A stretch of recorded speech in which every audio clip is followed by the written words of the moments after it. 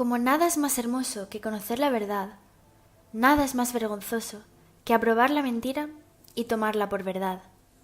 Cicerón. Vivimos en unos tiempos en los que, como si de una novela de ciencia ficción se tratase, hay quienes quieren apoderarse de la historia, añadiendo y quitando partes a su antojo. Para ello, han ideado una ley que permitirá imponer sanciones económicas, encarcelar o incluso inhabilitar hasta 15 años de empleo a aquellos que osen contradecir la versión oficial del gobierno.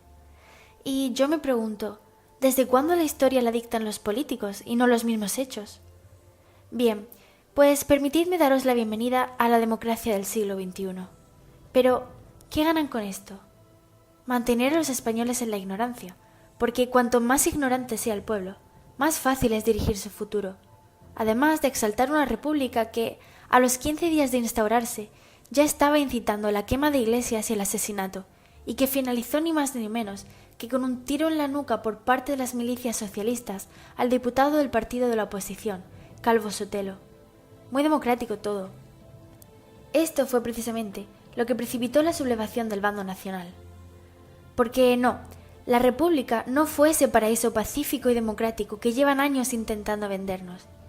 En palabras de uno de los padres de esta misma República, Gregorio Marañón, mi respeto y mi amor por la verdad me obligan a reconocer que la República ha sido un fracaso trágico.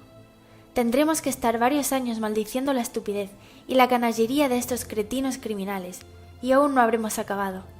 ¿Cómo poner peros, aunque los haya, a los del otro bando? Finalmente, y tras asesinar a varios miembros de su familia, Gregorio Marañón tuvo que exiliarse en Francia hasta que la guerra hubo acabado y pudo volver a España. Esto mismo sucedió con los otros padres fundadores de la República, José Ortega y Gasset y Ramón Pérez de Ayala.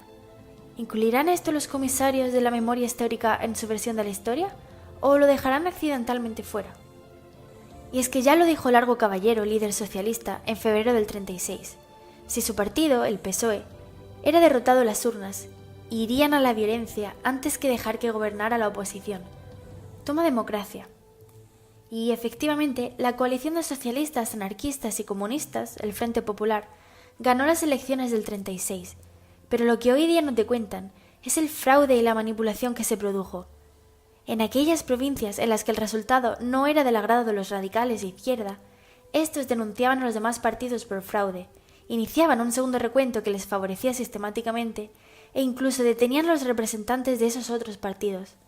¿Sigues creyéndote el cuento de la democracia? Hasta las elecciones del 36,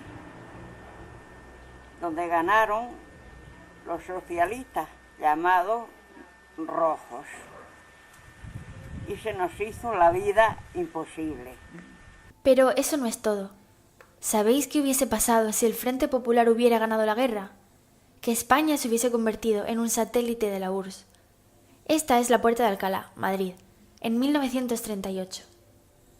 Es más, ¿quiénes eran los que suministraban armas a los Frente Populistas? Los comunistas de la URSS. Más de 2.000 militares soviéticos participaron en la Guerra Civil Española. Entre ellos, 772 pilotos militares, 351 operadores de carros de combate, 100 artilleros. Los comunistas vinieron a España a darnos lecciones de democracia. Ellos, cuya ideología ha sido la más sanguinaria de la historia, con unas 100 millones de muertes a sus espaldas. De acuerdo con el Centro Nacional de Investigación Científica, la mayor y más prestigiosa organización pública de investigación de Francia. Y después, los herederos de esos comunistas tienen la poca vergüenza de venir a hablarnos a nosotros de muertes y de guerra. Otro dato que seguro que los comisarios de la memoria histórica se olvidan es que el primer bombardeo contra población civil de la historia de las guerras modernas lo cometieron los Frente Populistas el primer día de guerra, el 18 de julio del 36. Pero no fue este el único. En apenas 12 días, su aviación ya había bombardeado Zaragoza, Córdoba, Sevilla, Toledo y varias localidades controladas por los alzados. Aún así, el bombardeo del que más has oído hablar es Guernica, ¿verdad? Te aseguro que no es casualidad. El arte de repetir tanto algo que acabas tomándolo como la única verdad no es nuevo para estos enemigos de España, como tampoco lo es quemar iglesias, que se hacía en el 36 y comienza a hacerse en 2018, aunque a los medios no les interese cubrir esta noticia. Tan solo en los meses de febrero a julio del 36 se destruyeron o profanaron 411 iglesias y hubo más de 3.000 atentados graves de carácter político y social. ¿Sigues pensando que el alzamiento fue contra una perfecta democracia? Por no hablar de la mayor afición de los rojos, que es pasear muertos.